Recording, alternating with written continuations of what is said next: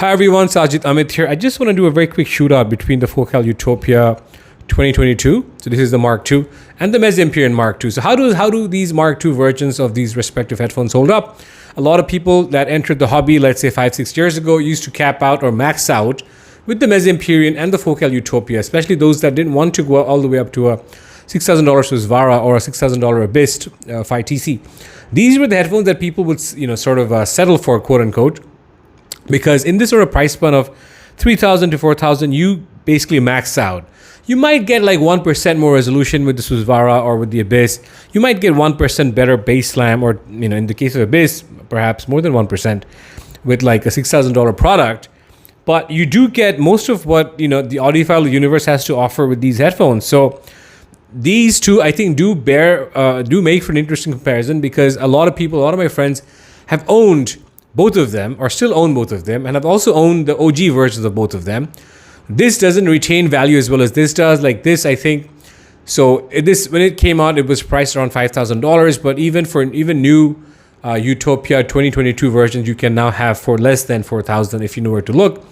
And this, of course, is $3,000, and it's more difficult to get this at a discounted price. So if you factor that in, then they become more closer in price to each other. So these do make for an interesting comparison, I think. Okay, I'll first talk about aesthetics, build, and construction, then talk about tonality, and then I'll talk about technical performance, and that will be it. I'll try to keep this review a bit short. So in terms of aesthetics, it's pretty obvious. They both look amazing. I mean, these are some of the best looking headphones on the planet. They don't look as artisanal or as perhaps romantic, quote unquote romantic, as the ZMF headphones do. But if you talk about industrial design, I mean, these are fantastic. I mean, the outer side of the ear cups here, if you look at the beehive sort of pattern, that red background, accented background around the Focal logo, and then the carbon fiber yoke, leather ear pads, and leather sort of inner lining. And then you have this, which is just a dreamy headphone in terms of its comfort and its build. I mean, granted, the Empyrean looks a bit weird when you wear it on the head, and especially maybe it looks stranger for me. I don't know, but I mean, so this is what the Empyrean looks like when you wear it. So it's not a traditional shaped headphone, of course, but it's super roomy, and it does isolate well also for an open back, and it's super comfortable. These are the duo pads that are more bassy, but these also come with the Alcantara pads, the slanted or angled Alcantara pads. This artwork or design work here is just absolutely mind-blowing, and then it just fits and moves so well. It feels so premium to touch. This feels like a $3,000 product, guys, and a lot of you, like hobbyists and aficionados who care about the material science or the materials in your headphones or other expensive products, you buy with your money. I mean, we'll be very happy you bought this just because of the premiumness. So in terms of build quality, though, this has had some driver failure issues. This has had none to my knowledge. So given the data points available to me, for aesthetics, I would say these are a tie. For build quality, I would say this would probably win for me. And for construction and premiumness of materials, I think it's a tie. And finally, for comfort, which is interesting because this is very comfortable for me. Comfort is subjective, so take what you hear with a grain of salt. I don't find the Utopia to be as comfortable anymore, because I do think this has a bit of weight, and you feel that after a few hours, because I do think this presses down on me. More traditional form factor, so it looks better in that sense, but I do think the Meze Empyrean is more comfortable for me. So I would overall, for aesthetics, build quality, construction, and comfort, give it to the Meze Empyrean. Now, for tonality, or the frequency response, i.e. the bass, the mid-range, and then the treble. I don't know why I moved up for treble. It's not to suggest that these headphones are bright, because they're not bright unless you tweak them heavily. This can be a bit on the metallic side in the treble, much less so than the OG, which I didn't mind. Now, this is less metallic in the treble than the OG, but I like the OG more. So why is that? Because I think the OG still had its distinct flavor, which was impactful, which was raw, which was rugged. This has very lifelike, large images, which it still does, and somewhat intimate sounds. It just works as a cohesive sound signature.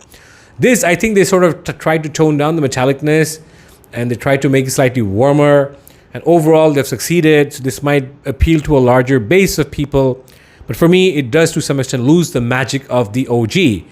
And for that reason, I still hear the metallicness of the treble, except I don't hear that the crunchiness, that attack of lead guitar that I used to with the OG.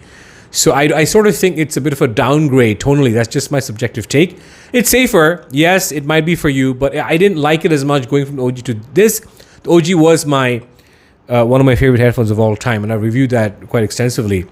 This, on the other hand, I think is an improvement. The Meze Empyrean II is a definitive improvement over the Empyrean 1 tonally, because with these duo pads, you can get the bassier, warmer, thicker, and richer sound that you might have enjoyed with the Empyrean 1, with the slightly more well-behaved upper treble.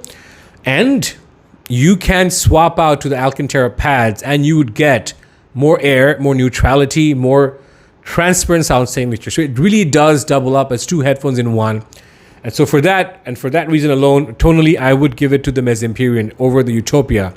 This also slams hard, just as Utopia does. This has more mid-bass. This doesn't have a lot of mid-bass, as much as this is, at least, especially with dual pads.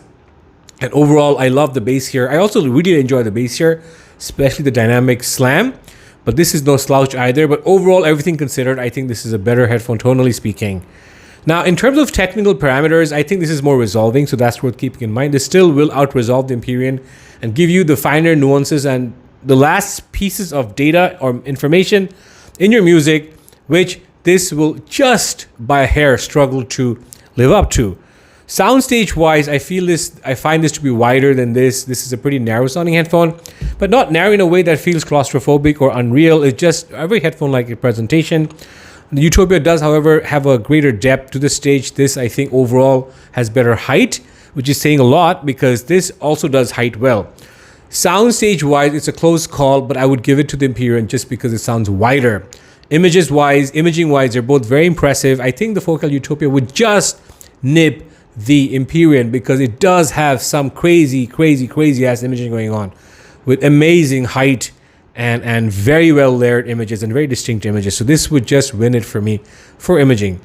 And then you have dynamic slam, impact, call it what you will, and I think they're pretty close. This, I do think, slams harder on certain tracks, but because this has better bass extension, I think that the overall meat of the slam, or the impact of the slam, the overall sense of the slam, the power of the slam is slightly more better conveyed and better sort of put together on this one than this one. So, but overall, I think they're pretty equal for dynamics. And lastly, for timbre, I do think the Empyrean out-timbres, or rather has a slightly more natural analogish timbre, especially with these pads, and even with the Alcantara pads, than the Utopia does. Guys, so where does that leave us? I mean, it's super subjective. This is just my subjective opinion as of now, as of today, the 20th of April, 2024, and opinions change. My opinion could change, has changed. A lot of it depends on what amps and DACs I'm driving with. I have a bunch of DACs here, a bunch of amps here, so I'm able to sort of formulate an average per impression based on sort of netting my impressions across amps and DACs and even DAPs that I'm driving with. Very easy to drive, so that might matter. The Empyrean is not difficult to drive either. However, technically, I want to say they're equal, right? Because the Utopia does out-resolve the Empyrean, but the Empyrean has a better timbre. So that's basically where I think the biggest differentiation lies, and the fact that this has a wider stage. Tonally, I like the Empyrean, and in terms of build quality and aesthetics and construction, very subjective. But because I've heard of reports of the Utopia failing, and I've not come across reports of this failing, I would give it to the Empyrean. Overall, guys, I think you know where this is headed. I think the Meze Empyrean is a slightly better headphone for me.